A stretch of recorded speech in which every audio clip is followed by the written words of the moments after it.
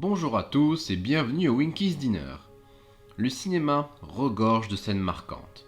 Une séquence, un passage, un instant, peu importe sa durée, on a tous ce moment dans un film qui nous fait vibrer, qu'on pourrait revoir sans se lasser et qui nous permet d'identifier instantanément le film auquel il appartient.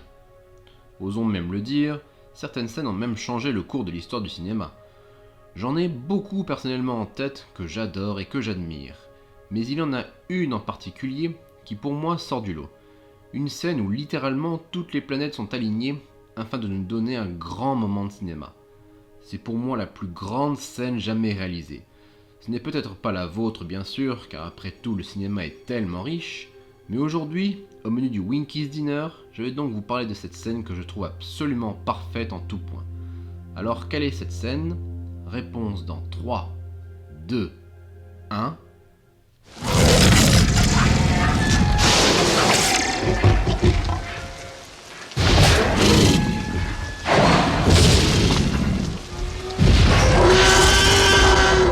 Putain, j'en ai marre d'avoir toujours raison.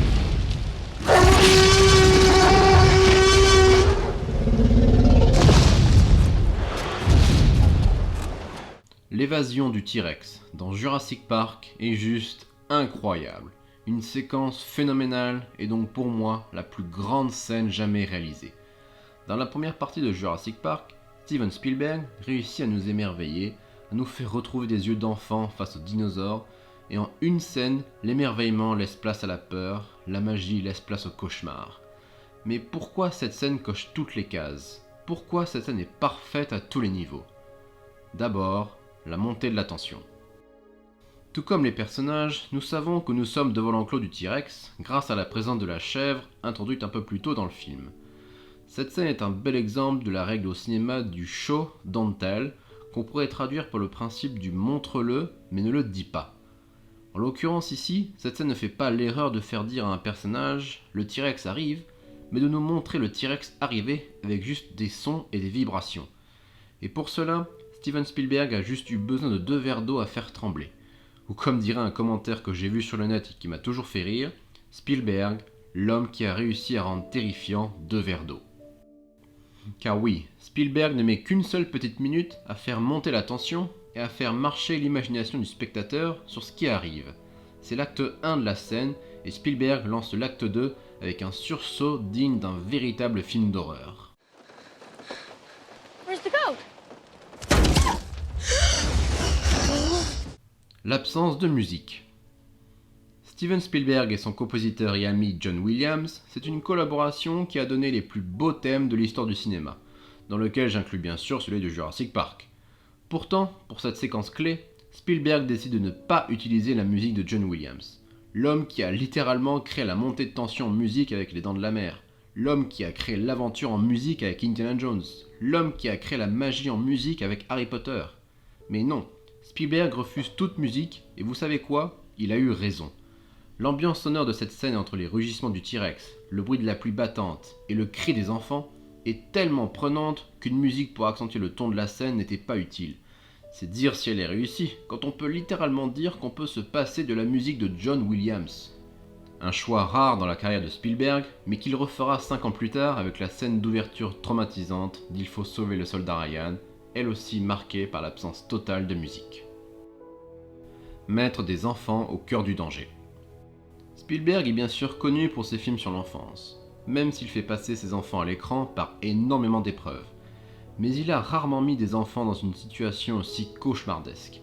Le monstre qui surgit de la nuit est presque un cauchemar que chaque enfant a fait au moins une fois dans sa vie. Grâce au T-Rex, Spielberg personnifie cette peur du monstre. Comme on dit souvent, le diable se cache dans les détails, et c'est justement grâce à un détail que Spielberg va rendre cette peur tangible.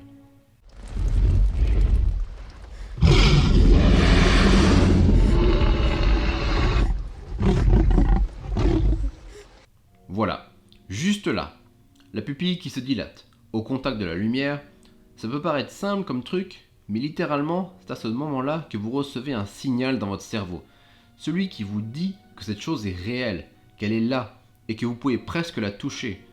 Et pourquoi vous avez ce sentiment d'un tel réalisme ? Grâce à une prouesse technique révolutionnaire. En 1993, Ça là, c'était du jamais vu. Réaliser cette séquence a été un mélange intelligent d'effets spéciaux et d'animatronique. Alors l'animatronique, qu'est-ce que c'est? Dans le cas de Jurassic Park, c'était simplement les dinosaures robotisés, construits de toutes pièces et contrôlés à distance pour effectuer des mouvements simples. Du coup, sur le tournage de Jurassic Park, on pouvait tomber sur ça par exemple. Alors là, le T-Rex paraît tout de suite bien moins menaçant, c'est sûr, mais c'est tout le talent dans la mise en scène de Spielberg qui permet justement de le rendre effrayant. Cette séquence mélange donc du vrai T-Rex contrôlé à distance en animatronique et du T-Rex créé en image de synthèse par ordinateur. Alors aujourd'hui, il reste assez facile de repérer les plans où le T-Rex est réel et où il ne l'est pas. Mais l'idée ingénieuse a été de faire dérouler la scène durant la nuit, justement pour cacher les imperfections des images de synthèse. Sur un même plan, on passe même du T-Rex en animatronique au T-Rex en image de synthèse, sans s'en rendre compte. Ici par exemple. Voilà, juste là, le T-Rex qui touche la voiture avec sa tête, c'est de l'animatronique. La caméra effectue un léger mouvement en avant pour faire disparaître le T-Rex du cadre, et hop, ni vu ni connu, on passe au T-Rex en image de synthèse. Tout ça sur le même plan. Du vrai travail d'artiste. Et puis il faut dire aussi qu'il n'y a pas que la conception de la scène pour la rendre légendaire, mais bien l'empreinte qu'elle a laissée. Car dernier point, une scène qui a changé le cours du cinéma. Alors oui, plus globalement, c'est le film Jurassic Park en lui-même qui a marqué un tournant dans l'histoire du cinéma. Mais ça reste sa scène la plus mémorable, celle qui fait basculer tout le film, et celle qui a fait dire aux spectateurs du monde entier « Bon sang, mais maintenant, tout est possible au cinéma ». Marquer tout un public, c'est une chose, mais marquer toute une génération d'artisans du cinéma, c'est autre chose, car ce sont eux qui vont façonner la voie que Jurassic Park a ouvert. Cet homme, par exemple, vous ne connaissez sans doute ni son visage ni son nom, il s'agit de Matt Aitken, mais vous connaissez son travail, car il a travaillé et supervisé entre autres les effets spéciaux de la trilogie du Seigneur des Anneaux, de King Kong, de la trilogie du Hobbit et des 2 derniers films Avengers. C'est quand même un joli CV, hein, et voilà ce qu'il dit sur Jurassic Park. A shot that's inspired you, or a shot that you... Oh, you're like, how is this done? The particular scene that sticks in my mind is the Jurassic Park T-Rex in the rain. Dr. Grant? It still holds up, you know, it's just amazing work. I was doing my master's in computer graphics when Jurassic Park came out, and I went to that with my wife and a good buddy, and they were like, "Oh, that was cool, that was fun." And I was like, "Don't you realize what we just saw? It's all changed." Mais il n'y a pas que lui, car Jurassic Park va engendrer une sorte de réaction en chaîne, y compris chez les réalisateurs les plus connus. Car c'est en voyant les effets spéciaux de Jurassic Park que George Lucas lui-même a le déclic pour lancer sa nouvelle trilogie Star Wars qu'il pensait irréalisable avec la technologie de l'époque. C'est en voyant aussi les effets spéciaux de Jurassic Park que Peter Jackson a la certitude qu'il peut maintenant adapter les livres du Seigneur des Anneaux en film. Et c'est en voyant les effets spéciaux de Jurassic Park que James Cameron se met à plancher sur Titanic. James Cameron qui au passage a failli d'ailleurs réaliser Jurassic Park, mais qui la joue très fair play avec Steven Spielberg. So, first of all, this is like an insane honor for me. And I'm sure that most filmmakers my age and younger would say that you were the guy right ahead of them that blew their minds and made them want to do what they do and do it as well as it can possibly be done, because you created a vision of cinema that I don't think had existed before. I got sent the book. I got to the scene where the Tyrannosaurus Rex licks the windshield with the kids inside. Right. I said, I gotta make this movie. I never even finished the book. I called up and he said, Steven just bought it. Well, what happened And you know what? You know what? It was the very best thing that could have happened, because I would have made it like Aliens. I would have made an R-rated, scare the crap out of you movie. And you made it just scary enough, but still a movie for kids. Allez chercher les gosses! Jetez cette sorte! Allez chercher les gosses!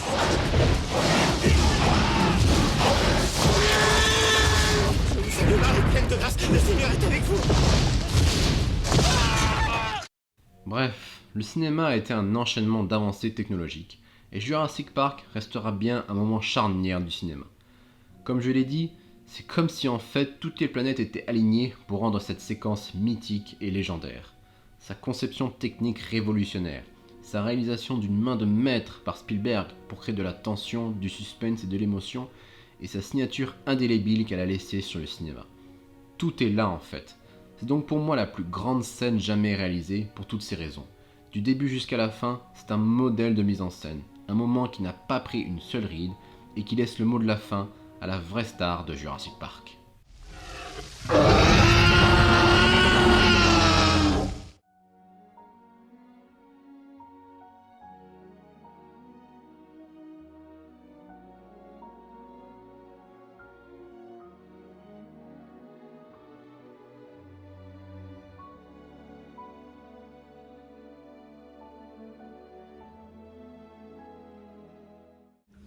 If you don't know Jurassic Park, you don't know shit.